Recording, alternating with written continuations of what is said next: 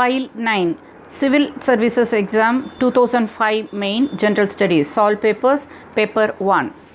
Time allowed 3 hours, maximum marks 300. Candidate should attempt all questions strictly in accordance with the instruction given under each question. The number of marks carried by each question is indicated at the end of the question. Question 1. Answer any one of the following questions in about 250 words. A. What in your opinion were the positive steps taken by the British to modernize India? Important points for answer. Types of reforms: legal, social, administrative, infrastructure and communications, education. Answer. Though the British aim was to exploit India as a colony and drain its wealth to Britain to make itself richer, even then too, in the course of their rule, they introduced some reforms in India for their convenience in ruling it. These reforms which have benefited India are legal. The concept of rule of law and modernization of judicial system was introduced by them. They dealt all persons equal before the law, irrespective of the caste, sex, etc. Exceptions may exist. Social. Indian traditions and customs were covered with orthodoxy and they were modernized by the British to some extent by law or teachings or influence. Sati system, child marriages, religious custom etc. were removed from society. Administrative system. They introduced civil services in India and later on they were made open for Indian candidates also by the Charter Act of 1853 through competitive exams. Infrastructure and communications. In 1853, railways, metallic roads, bridges over rivers were built which gave new pace to Indian transportation and through the trade, etc. For communication, they introduced post telegram in 1853 as faster means of communications. Education. Lord Macaulay modernized education system in 1953 and India was delivered Western and English education which in fact led Indians to think of Western philosophies, politics and liberalism. This invited a period of Renaissance India. Apart from this, many charters, council acts etc. introduced some reforms in India. Indian leaders learnt political lessons from British. Even today we follow the British legislative system in our governance. B. Examine the policy of subordinate union towards princely states. Account for the shift from the policy of subordinate isolation. Important points for answer. Policy of subordinate union and its result. Policy of subordinate isolation and its result. Their causes and impact. Answer. The policy of subordinate union was adopted by the British government towards Indian princely states from 1857 to 1935. They abandoned the policy of annexation and accepted right to adopt heir. The Act of 1858 transferred powers into the hands of the Crown. The authority of princes over their territory were not accepted as their right but as a gift from the paramount power. The Queen adopted the title of Kaiser-e-Hind and later on Lord Curzon cleared that princes exercises their control as agents of the crown. The government had right to interfere in internal spheres of states as well as external controls over them. Even Lord Curzon's approach was of the view that the princes were required to work side by side with the Governor General of India. All these new schemes resulted in an integrated Indian political system. Further, the Chamber of Princes divided the Indian states into 3 categories. 1. Directly represented. 2. Represented through representatives. 3. Jagirs or feudal holdings. The shift was made to take princes in confidence as under the policy of subordinate isolation. The company annexed states whenever and whichever possible. 6 states were annexed by Lord Dalhousie including Satara, Nagpur, etc. This policy of subordinate union was adopted to use these princely states as breakwaters in political storms if arise in future. They were given comparatively liberal treatment due to their loyalty to the British government in the 1857 revolt. Question 2. Answer any two of the following questions in about 150 words each. 15 into 2, 30. A. In the Montagu-Chelmsford report, communal representation and reservations were not only retained but considerably extended. Comment. Important points for answer. Report provisions. Communal differences. Effect on Indian movement. Response of leaders. Consequences. Answer. The Morley-Minto reforms of 1909 had accepted the demand of Muslims for separate electorates and representation in excess of their numerical strength. Muslims were given separate electorates and 8 seats reserved for them of total 27 elected non-official seats. This communal representation and reservations were accepted in the Montagu-Chelmsford report also. It introduced bicameral legislature in both the houses. Seats for separate electorates were included. Now the Act provided for reserved seats for Sikhs also. The number of such seats were also increased. Such policy was adopted for Muslims and Sikhs and was for their upliftment according to the reform. The base of reservation was widened. It was the real position that policy was retained to divide Indian people in more and more groups to make them weak. B. Evaluate Subhash Chandra Bose's contribution to India's freedom. Answer. Subhash Chandra Bose was selected in Indian civil services, but he joined the disobedience movement under the influence of Gandhi. He became an active congressee. He was also elected the President of Congress in 1938 and 1939, but due to differences with Gandhi, he resigned from Congress presidency and formed his Forward Bloc in 1940. Due to his activities, British had held him under house arrest in Calcutta, but he secretly left India in March 1941. He approached Russia and Germany for help in India's freedom. He went to Japan in July 1943 and provided leadership to the Indian National Army. He organized soldiers and formed a provisional government in October 1943. This provisional government was recognized by the Axis powers. The INA attacked the northeastern borders and even captured a portion, but due to Japanese biased policy and adverse weather conditions, they had to surrender. Subhash Chandra Bose provided an influential leadership and kept the spirit of nationalism burning during the slack period of national movement in India. C. Why and how the Congress come to accept the partition of the country. Important points for answer. Partition, necessity, situations, attitude of Congress, conclusion. Answer. Congress failed to integrate Muslims into the nation. The partition of the country was accepted as an inevitable evil. Violent riots of Hindu Muslims had erupted in the country. The direct action of call of Jinnah resulted in bloodshed of masses. To check these communal riots, the Congress had to accept the partition. It was accepted as a price of immediate independence because all other efforts had failed to materialize. Gandhi had accepted Muslims' right to self-determination in Muslim-majority provinces. It was argued by some leaders that a smaller, unified and strong India would be better and stronger than a bigger but weak India. Jinnah had accepted Pakistan shortened than earlier demands. Princely states had not been given sovereignty rights would have proved dangerous for Indian security and integrity. All these situations led Congress to accept partition of India. Question 3. Write about the following, not exceeding 20 words each. 2 into 15, 30. A. Yagnavalkya Smriti. Answer. It was written during the Gupta period. It throws light on various aspects of Indian region and society. B. Sutta Pitaka. Answer. The Buddhist text contains all sermons delivered by Buddha throughout his life in the form of an epic. C.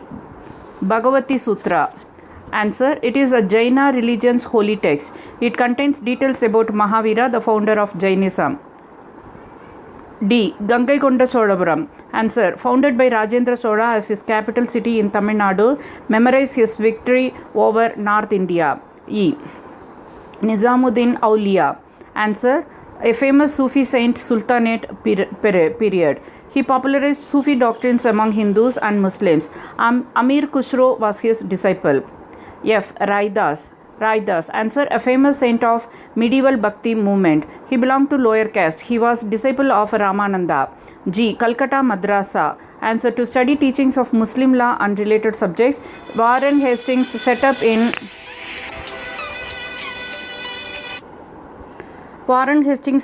in 1781 in Calcutta. H. Jagat Seth. Answer. A banquet of Bengal who conspired with the British to help them in deposing Siraj-ud-Dowla in the Battle of Plassey. I. Bhavani Mandir. Answer. A journal published by Brindra Kumar Ghosh in 1905. It planned out revolutionary activities in India. J. Baba Ram Chandra. Answer. A leader of peasants who organized them to revolt. He led peasant revolts in Uttar Pradesh during the freedom movement. K. Pandita Ramabai. Answer. Founder of Pune Seva Sadan in 1904 to educate women. She dedicated her life to upliftment of women. L. Sir Thomas Roe. Answer. A representative of King James I of England, he was sent to India to get permission for trade concession. M. Mopla Rebellion. Answer. A violent movement of farmers in Kerala during 19th century. It was targeted towards zamindars. N. Tavernier.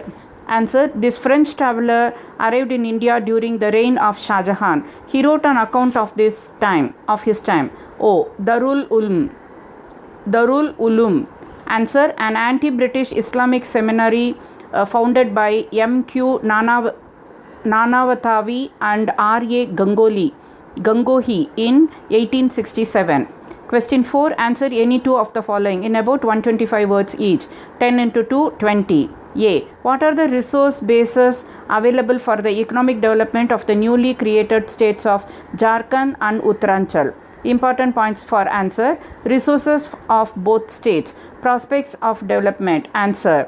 After the creation of separate states of Jharkhand and Uttaranchal, the central government has provided big amounts to them in the name of developmental assistance for their administration and economy. Naturally available abundant resources with both the states are also helpful in their economic progress. Uttaranchal is a hilly state carved out of Uttar Pradesh, which has many natural and forest resources. Tourism is a developing industry in it. Mineral resources are also available. It has less population and so economic development can be progressed fastly. Jharkhand, on the other hand, cut out from Bihar, is mainly area with rocks and hills, having many minerals under them. Jharkhand is considered with resources of mineral as one of the richest state potentially, if the growth of economy is well planned and directed. Both states having various types of resources have bright prospects of economic growth, henceforth not achieved due to political reasons.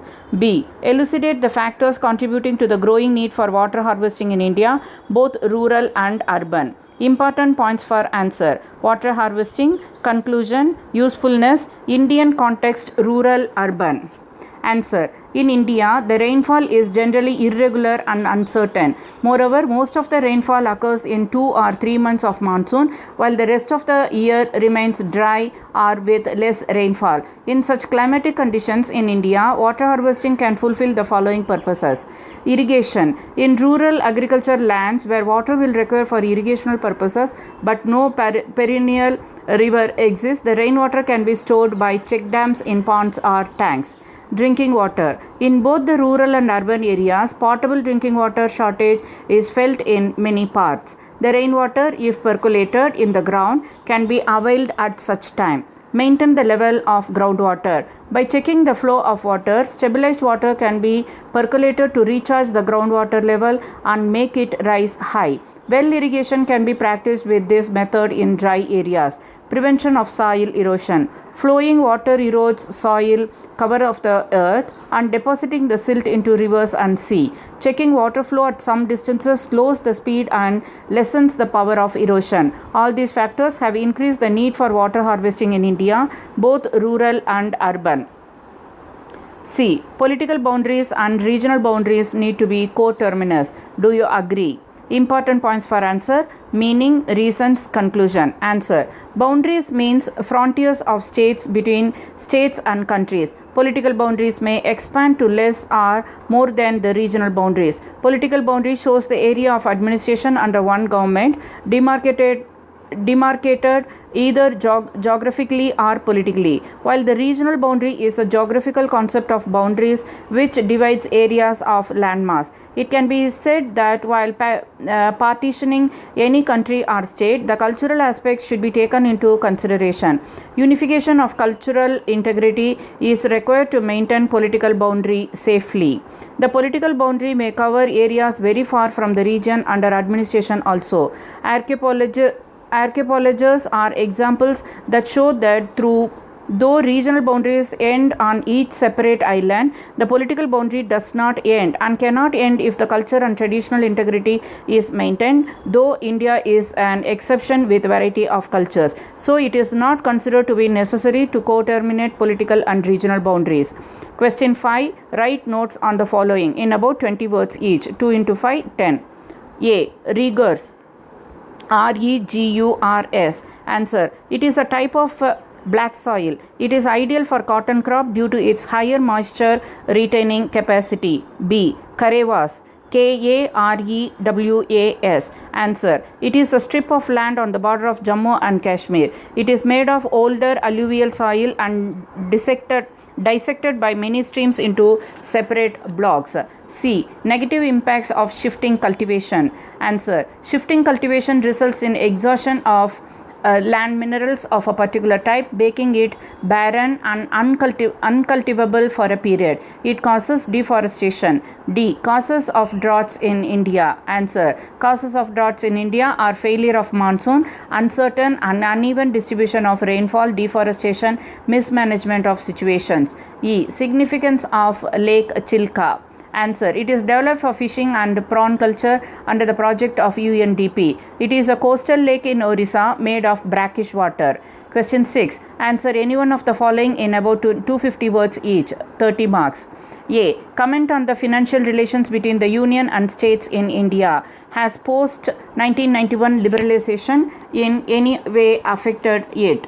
Important points for answer. Relations of union states, constitutional provisions, financial, dependency and autonomy of states, supremacy of center, changes of policy, conclusion.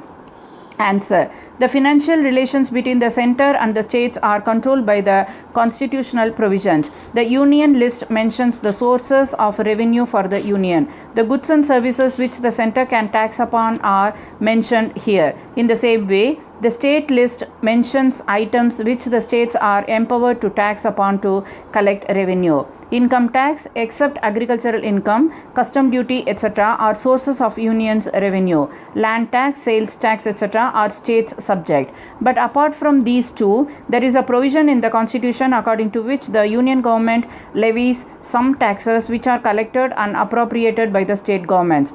These are not the final and substantive provisions in themselves, as Article 280 requires to constitute a finance commission for the distribution of revenue between the union and the states, and after 73rd and 74th amendment there is a provision for the constitution of the consolidated fund of the state from which resources are to be provided to the village, panchayats and municipalities. These are the normally governed financial relations without any special circumstances. But under Article 360, in case of financial emergency, these relations can be drastically changed. Even though not generally as a rule, but customarily, the union government supplement the financial resources of the states by grants in aid and advancement of central loans. Control of the center is maintained under the constitutional provisions by imposing restrictions over the states in raising loans. They are, in some conditions, required to take central permission. After the liberalization of 1990s, the union government has acquired more importance in developing industries and economic growth. The laws has been liberalized to prevent state interferences to the investors, and so a little change has been introduced, but it has not affected the financial condition of the states, rather improved. B. Is it possible to distinguish between judicial review and judicial activism in India? Does the recent behavior of the Indian judiciary partake more of judicial activism? Give with suitable examples. Important points for answer. Judicial review, judicial activism, Indian judicial trend, conclusion.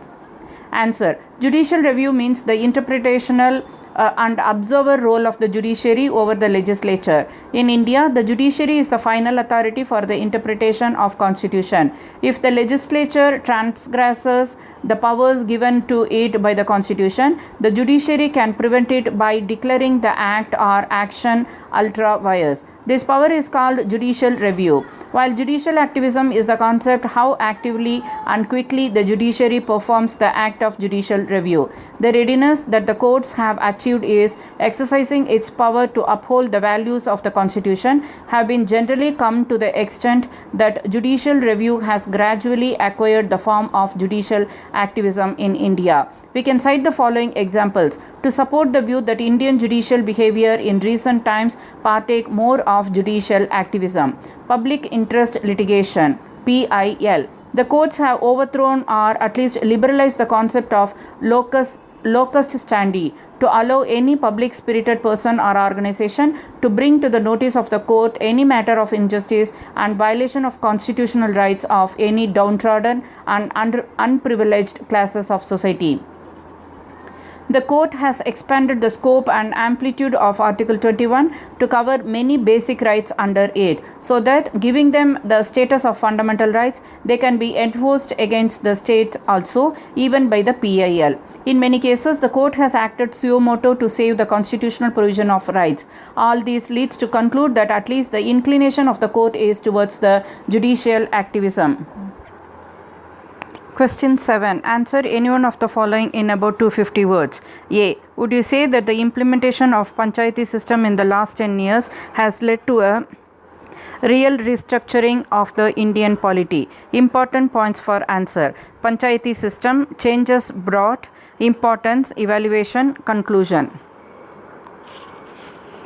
Answer. The Panchayati Raj system came into existence in 1993. It is a directive principle of the state policy enshrined under Article 40 to organize village panchayats as the root level institution. The implementation of the Panchayati Raj system has in many ways changed a lot the governance of the country. It has decentralized the governance. It provides to constitute Gram Sabhas at village level. The Panchayati Raj institutions have started to work as units of democratic setup of our country. They hold elections, do their administration, collect and regulate financial systems of their own, make policies and implement them at the root level, and thus train the people for the political system of the nation.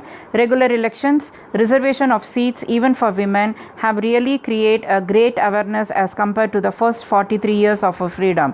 By no other way we could have taken the cooperation of villagers and grassroots level people in the governance except by the Panchayati Raj systems. No matter, yet there are some rigid problems which lie at the base of this system too, but these problems have not been able to cover the real change brought about by the Panchayati Raj. They really led the country to reconstructuring of the polity. It gave way to a common people participation in real polity rather than being a more observer of the system after voting in the elections. B. Give your views on the right to freedom of religion as enshrined in the Indian Constitution. Do they make India a secular state? Important points for answer. Right, constitutional provision, secularism, conclusion. Answer. Our constitution provides right to freedom of religion under Article 25 to 28 as the fundamental rights. Freedom of conscience and free profession, practice and propagation of religion, freedom to manage religious affairs, freedom as to pay of taxes for promotion of any particular religion, and freedom as to attendance at religious instruction or religious worship in certain educational institutions are provided as the part of this right under Articles 25 to 28. This right gives all necessary freedoms as from practice to development of a religion. The religion is a matter of faith, and so a person can develop faith towards any ethics or conducts. He is to respect his faith by the freedom of conscience and is also free to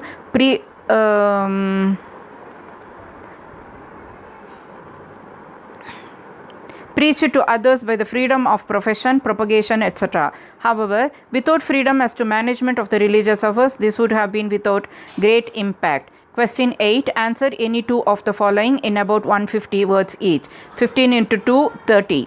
A. What are the constitutional limitations on the free movements of Indians throughout the country? Important points for answer. Free movement, a fundamental right. Limitations, constitutional provision? Answer. It is to be explained that the freedom of movement is provided as a fundamental right under Article 19, Clause 1 of the Constitution. This freedom is only for the citizens of India and not available to other persons. This right provides right to move freely throughout the territory of India or to reside and settle in any part of the country. This right to freedom of movement is not absolute right, but Article 19, Clause 2 to 6, Clause 6 provides that this freedom can be restricted on the grounds of the interest of the general public and for the protection of any scheduled tribe. These restrictions can be imposed by law of the state or the central government, but the ground provided for must be one of the mentioned under Clause 2, Clause 6 of Article 19. On any other ground, any restriction if imposed on free movements of Indians throughout the country will be void. Moreover, these restrictions must be reasonable and related to public interest. Question 8. How has the Indian state tackled the trade-off between environment and development? Important points for answer. Development, degradation of environment, awareness, measures taken. Answer. Though we have to accept that in some decades of the starting, we were not much concerned about the environment protection and conservation, but only concentrated on development, economic development, exploiting the natural resources to the extent that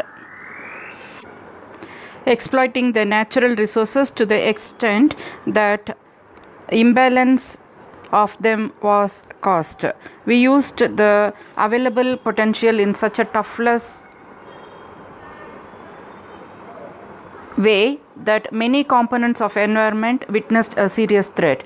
But soon India realized and started to grow in sustainable manner so that the environmental degradation can be prevented and remedied. India participated in the Stockholm Declaration of 1972 and then continuously participate in every international conventions and summit on environment. It has passed many legal acts to protect environment related to Water Pollution Act 1972, Wildlife Act 1972, Air Pollution Act 1981, Environment Protection Act 1986. All these laws are aimed at saving environment. India has declared many forest areas as sanctuaries, national parks and some places as biosphere reserves. All industries have to get environment certificate to the effect that they do not cause harm to it beyond the permitted level. Environmental measures have been enforced upon all industries and units to balance the development with conservation and protection of environment. See, what are the steps that the Election Commission may take if recalcitrant state government wants to put off assembly elections? Important points for answer. Election Commission powers, measures. States action, effectiveness. Answer. The Election Commission has power of superintendence, direction and control of the preparation of the electoral rolls for all elections, including the legislature of every state, and also to conduct elections.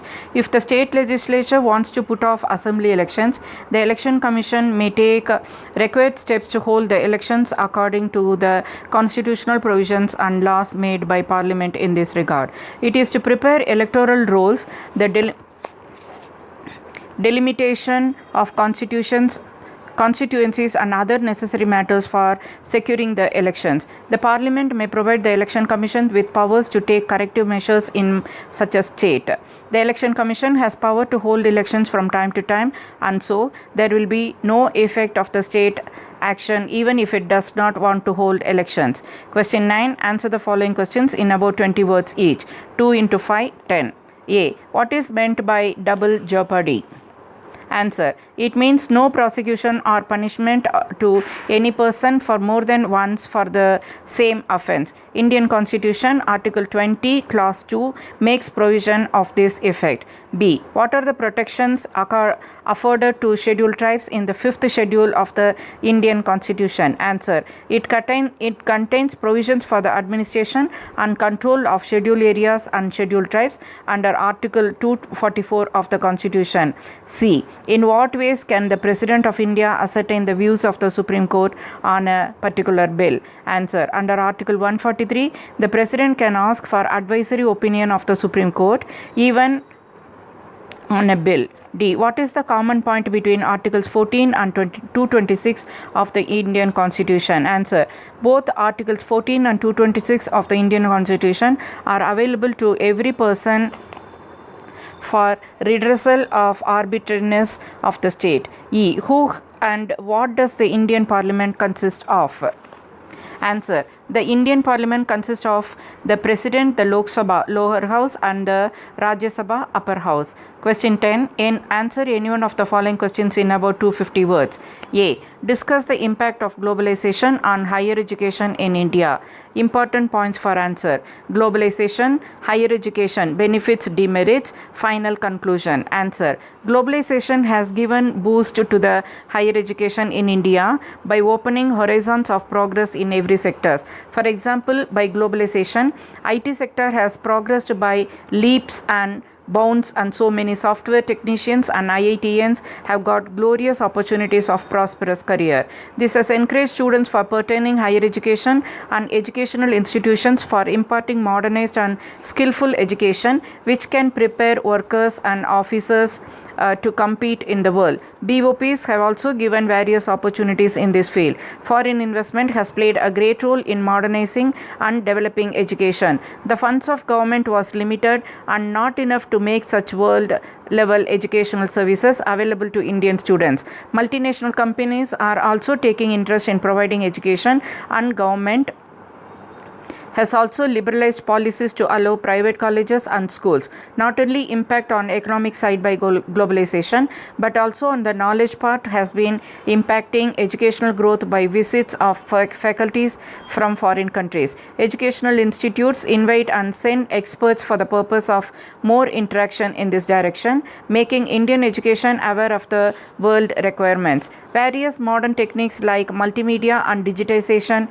have also improved the educational level in India. Expensive libraries, laboratories, and infrastructure with latest instruments and equipments have certainly helped education level to grow. Not only all these positive effects, but also some negative aspects have been invited in Indian educational system, like commercialization of education, making it out of reach of poor classes, and withering Indian tradition and ethos. But this can be carefully avoided without losing any benefit of global education, which has opened interchange of students with many countries.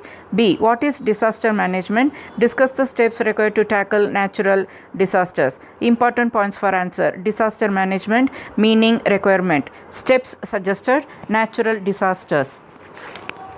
Answer. Disaster management is a concept of compensating the loss and rehabilitating public and property affected by any disaster, whether man-made or natural. Disaster management also includes preventive steps in the direction to make such preparations and take such precautions that minimum loss is sustained due to disaster. There are yet many natural disasters which cannot be prevented by men, even such a progress in science and technology. Such disaster occurring without any control of mankind can be managed by proper planning. Various natural disasters and steps to tackle them can be enumerated as under. Flood. Overflow of water causing loss of life and property are both natural and anthropogenic. The flood forecasting stations can be established to get prior warning. First such station was established in 1959. Now about 157 stations are there in the country. People can be transferred at safer places. Cyclones. These are forced winds blowing violently. Weather satellites can forecast cyclonic conditions, and then only way would be to evacuate the possible way area. Drought. Non-occurrence or less precipitation which may cause failure of crops and shortage of water. It also can be managed by taking contingency measures. Remote sensing satellites are useful for this purpose. Earthquakes. The vibration of earth cover due to pressure from beneath or some other reasons, much loss of lives and property can occur. Best way is to build up houses and other buildings with quake-proof methods of engineering. It can be forecasted by some scientific instruments. Tsunami. It is waves from seas and oceans coming violently with huge water mass destroys the whole area. Tsunami warning system can help forecasting its occurrence. That evacuation of the probable area can be managed quickly as a preventive measure. Question 11. Answer any two of the following questions in about 125 words each. 10 into 2, 20. A. Explain the implications of the recent Supreme Court verdict on reservations in private and minority educational institutions. Important points for answer. Reservation issue involved, verdict implications. Answer. The Supreme Court verdict has ordered to remove the fee regulations and quota provided by the draft for weaker sections in private, unaided and educational institutions. The court has given its verdict to the effect that merit should not be done away with in such private and minority educational institutions by the regulations of the government. The judgment has prevented the government from interfering into the matters of admissions in absence of any malpractices in the unaided educational institutions. Two types of effects are possible by this order. One, and the positive, is that merit and intellectual level of education and thus higher quality will be possible, while on the other hand, management quotas can be misused by such institutions to earn more fees and donations. And in absence of fee regulations, poor students will not be able to get admissions in such institutions. B. What is the energy independence? Discuss how India can be transformed into energy independent nation. Important points for answer. Energy independence, requirement, sources. Steps and measures for energy independence, Indian condition. Answer. Energy independence is self-reliance in resources of energy for various domestic uses. Many forms of energy available to fulfill the requirements of the nations at sufficient level is called energy independence. India can be transformed to an energy independent nations by following measures. Exploit domestic conventional energy resources with full efficiency, manage them according to demand and availability, conserve energy resources with proper policies, utilize capacity of fuels to derive maximum energy from them with the use of efficient and latest technology, explore oil and natural gas resources available indigenously, to use energy saving devices in day-to-day life for optional use, reduce dependency upon less available and conventional energy resources, and maximize the use of renewable and easily available technology for sustainable growth. C. What is ecotourism? How could it be promoted in India? Important points for answer. Ecotourism meaning steps towards India. Answer. Ecotourism is the concept of developing tourism with due consideration of the environment. The environment should be disturbed when we develop the tourism industry, neither by waste nor by preparing tourist place, and not by disturbance to the components of environments by the tourist. It can be promoted in India by combating environmental problems at the places of tourist interest. At the places of tourism, a section should be reserved for maintaining natural environment. At various national parks, zoos, mountains, biosphere reserves and such other places, restrictions on tourist activities should be kept to check them disturbing the ecological balance of the place. By providing better conserved and promoted natural environment, we can attract more tourists. Because of its natural beauty and diversity, India has better chances to promote ecotourism. Question 12. Write notes on any two of the following in about 125 words each. 10 into 2, 20. A. Setu Samudram project. Important points for answer. Project details, importance. Answer. This project is proposed because there is a sandstone reef called Adams Bridge at Pamban Bear, Rameswaram. It is not possible for ships, therefore, to navigate from there. It will link Park Bay and the Gulf of Mannar. It is 300 meter wide and 200 kilometer long channel, costing about 2,000 crore rupees. It is a navigational project joining the Bay of Bengal, the Pak Strait and Arabian Sea. It is to reduce the navigable distance of ships avoiding journey circumferencing Sri Lankan island. It will lessen time taken in journeying through sea route from east coast to west coast by larger ships, conserve fuel resources. It will also develop ports on both the coast by increasing frequency of ships. It is proposed to produce electricity also through this project, which would be available to the coastal areas. In bilateral trade with Sri Lanka, it can help to develop Relations, economic, cultural, and Track 2 based diplomacy. The project encarves the whole traveling path through Indian territorial water, avoiding confrontation on or insecurity in transportation. Environmentalists, however, say that it may damage biodiversity of the Andaman and Nicobar coast and coral reefs. It may also damage ecological balance of coastal areas. B. Causes of soil erosion and its control in India. Important points for answer. Soil erosion causes, Indian condition, steps to control. Answer. Soil erosion is washing away and removal of the cover of the earth by water, wind, etc. Types of erosions geographically are as runoff erosion. This erosion is caused by rills and gullies in Chambal, Betwa areas. Sheet erosion due to runoff process of winds and water. The erosion is caused by water flow and wind flow. These reasons have intense effects now as the deforestation has exposed the earth to them. Control over them can be maintained by increasing the forest cover of the earth by afforestation programs, mulching programs, implementation to maintain the moisture in the soil, checking the running of water by building check dams in the way, social forestry over the governmental and waste lands to hold the soils together by the roots of the trees, building programs in open fields so that blow of wind can be prevented and flow of water can be reduced. Tree plantation is considered to be the best way to control the erosion of any type and by any cause. C. Use of information technology in health management in India. Important points for answer. IT use, health sector. Answer. Information technology can be helpful in many ways, ranging from getting latest and recent knowledge and technological know-how via conferences, distribution of telemedicine for performance of operations by robots. Telemedicine, that is consulting doctors via information technology, diagnosing the patient and prescribing medicine, has made it possible to deliver expertise services even to rural areas. Robots have been prepared using latest technology controlled by computers to perform operations under the instructions of the doctor.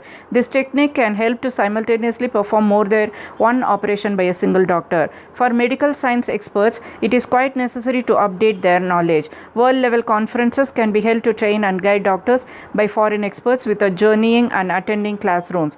Indirectly, the information technology has been helpful in creating awareness via media about health maintenance apart from some of the direct uses and utilities mentioned above. Question 13. Write short notes on the following in about 20 words each. 2 into 5, 10. A. Equal rights for women in parental property. Answer. By amendment to the Hindu Succession Act 1956, women are made entitled to parental property. However, this is not applicable to a joint family. B. National Knowledge Commission. Answer. The commission is set up under the chairmanship of Mr. Sam Pitroda to make India knowledge producing, sharing and consuming nation. C. Genetically modified seeds. Answer. These are hybrid seeds produced by combining good qualities of two different genotypes to make the crop more nutritious. D. Ban on bar dancing. Answer. Maharashtra government banned bar dancing to curb vulgarity and alcoholism and to check antisocial activities. E. Rehabilitation of street children in India. Answer. They are required to be handled with great care by the government policies and schemes and with the help of NGOs to provide them opportunities to develop and grow. File 9 complete.